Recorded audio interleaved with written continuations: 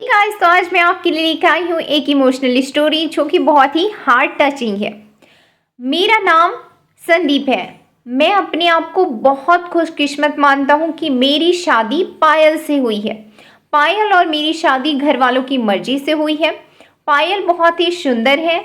शुरुआत में मुझे लगा था कि वो मुझसे शादी को हाँ नहीं करेगी, लेकिन जब मैं उसे देखने गया तब उसके स्वभाव का पता चला। वह उसका परिवार भी बहुत ही अच्छा था। पायल जब शादी करके मेरी ज़िंदगी में आई तब से मेरी ज़िंदगी बदल गई। सभी मुझे कहते हैं कि मैं बहुत खुशनसीब हूँ कि मेरी शादी जो है वो पायल से हुई है। अभी मेरी शादी को करीब 3 महीने ही हुए हैं। मेरा सपना था कि मैं बड़े शहर में एक बड़ा कपड़े का शोरूम बनवाऊंगा। मैंने पायल को इसके बारे में बताया था। पायल को पता है कि यह मेरे लिए कितना बड़ा सपना है। मैं दिन रात इसी में लगा रहता हूँ।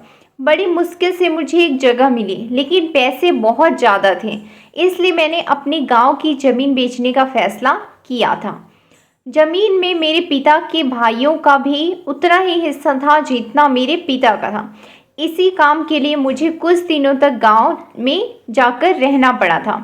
मैंने पायल को चलने को कहा क्योंकि पता नहीं कितने दिन उसमें लग सकते थे, लेकिन उसने कहा कि वो अपने मायके चली जाएगी। मैंने भी सोचा ठीक ही है। पायल अपने मायके चली गई, मैं अपने गांव चला गया। पायल से मैं फ़ोन पर बात किया करता था। ज़मीन के कागज़ और सारी बातों में समय लग रहा था। इसी दौरान मेरी पत्नी से मेरी बात होती रहती थी। मैंने एक शाम उसे फ़ोन किया तो वो कुछ बदली बदली थी, ज़्यादा बोल नहीं रही थी। मैंने पूछा, क्या हुआ, तुम ठीक हो? वो बोली कि मुझे आपको कुछ बात बतानी है। मैंने कहा कि बताओ, क्या बोलना चाहती हो? वो थोड़ी देर चुप रही और फिर बोली कि नहीं, अभी नहीं, आपको मिलकर ही बताऊंगी। मैंने भी कहा ठीक है, लेकिन मुझे पता नहीं था कि मेरी ज़िंदगी में इतनी बड़ी बात होने वाली है। अगले दिन दोपहर मैंने जब पायल को फ़ोन किया तब उसने फ़ोन नहीं उठाया। मैंने भी सोचा कि कुछ काम होगा, इसलिए मैंने उस बात पर ज़्यादा ध्यान नहीं दिया। मैं सारा दिन अपने काम में उलझा रहा। काम भी ज़रूरी था क्योंकि वो ख़त्म करके ही मैं जल्दी से अपनी पत्नी के पास वापस जा सकता था।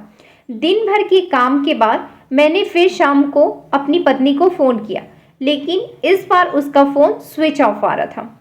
मैंने फिर सोचा कि शायद किसी काम से गई होगी और मोबाइल स्विच ऑफ हो गया होगा। मैंने रात फिर किया क्योंकि दिन भर बात हो या ना हो, लेकिन रात में ज़रूर बात किया करते थे। लेकिन रात में भी उसका फ़ोन स्विच ऑफ आया। अब मुझे थोड़ी फिक्र हुई, लेकिन फिर मैंने सोचा कि वो उसके घर में ही है। अगर कुछ बात होती तो मुझे फ़ोन आ ही जाता। थोड़ा बहुत विचार करके मैं सो गया। मैंने सोचा कि उसके घर में किसी को फ़ोन करूं, लेकिन रात में उस समय फ़ोन करना मैंने उचित नहीं समझा, इसलिए मैं सो गया। सुबह उठते ही मुझे यही ख्याल आ रहा था कि मैं अपनी पत्नी से बात करूं। सुबह भी मैंने फ़ोन किया, लेकिन अभी भी वही बात, उसका फ़ोन स्विच ऑफ था। अब मैंने उसकी मम्मी को फ़ोन किया, लेकिन उन्होंने भी मेरा फ़ोन नहीं उठाया। अब मुझे थोड़ी फिक्र होने लगी कि क्या हो गया। अब किसी से मेरी बात भी नहीं हो पा रही थी। करीब 3 दिन तक ना पायल का फ़ोन आया, ना उसकी माँ का। मैं अपने काम में लगा रहा। फिर एक शाम मेरी सास का फ़ोन आया। मैंने पूछा कि पायल कहाँ है?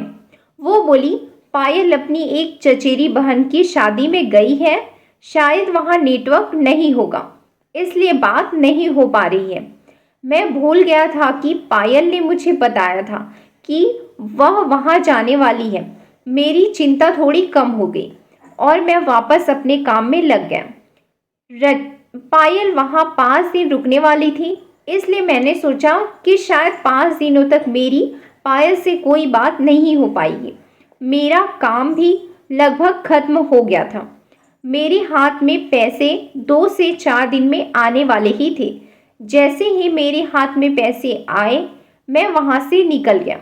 वहाँ से निकलने के बाद मैं सीधा अपनी पत्नी के घर ही गया उसे लेने के लिए। जैसे ही मैं वहाँ पहुँचा, मुझे देखकर मेरी सास खुश होने की बजाय डरी हुई दिखाई दी।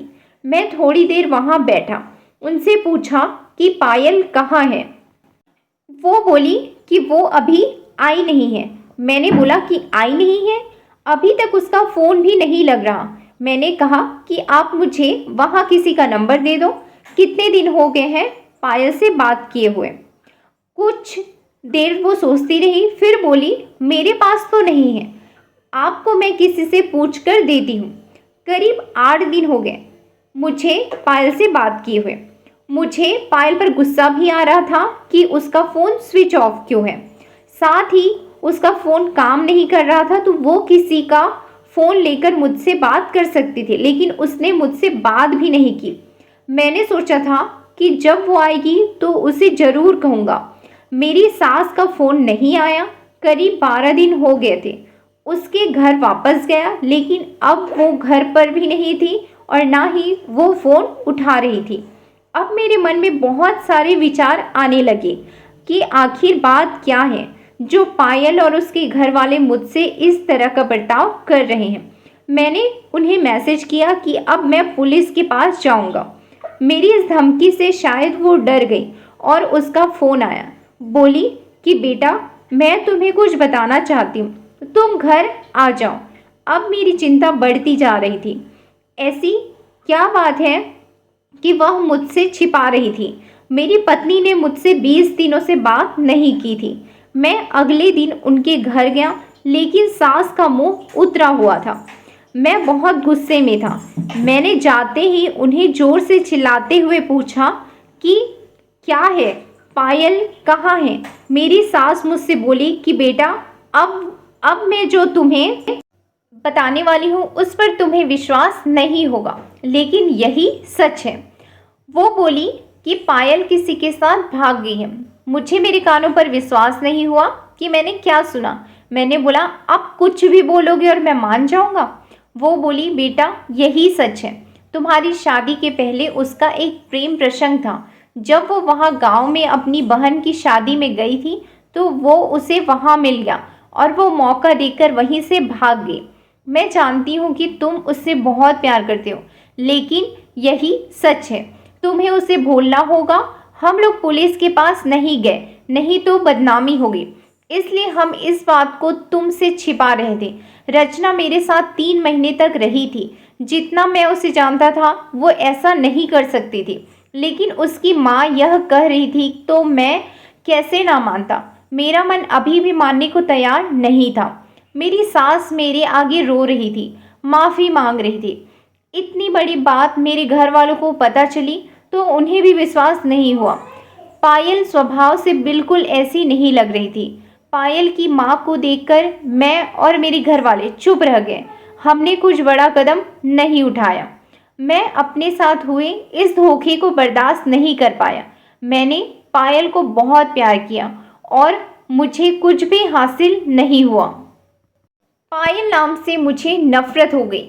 मेरी ज़िंदगी पर इसका बहुत बुरा असर हुआ। मैं जो शोरूम की शुरुआत करने वाला था उसके लिए मेरे पास अब सब कुछ आ गया था, लेकिन फिर भी मुझे अब कुछ करने का मन नहीं हो रहा था। मैं किसी के साथ भी खुश नहीं रहता था।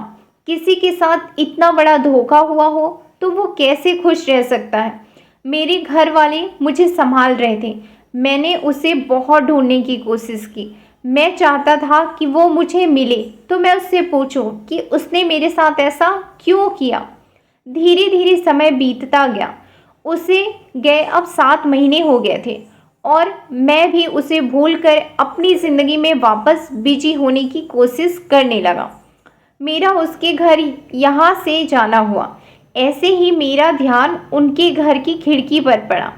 मुझे दिखाई दिया कि खिड़की में पायल है। एक झलक से मुझे दिखी। मैंने उसी समय उनके दरवाजे का घंटी बजाया। मेरी सास ने दरवाज़ा खोला और वो मुझे देखकर ही डर गई। दरवाज़ा खुलते ही मैं अंदर जाने लगा।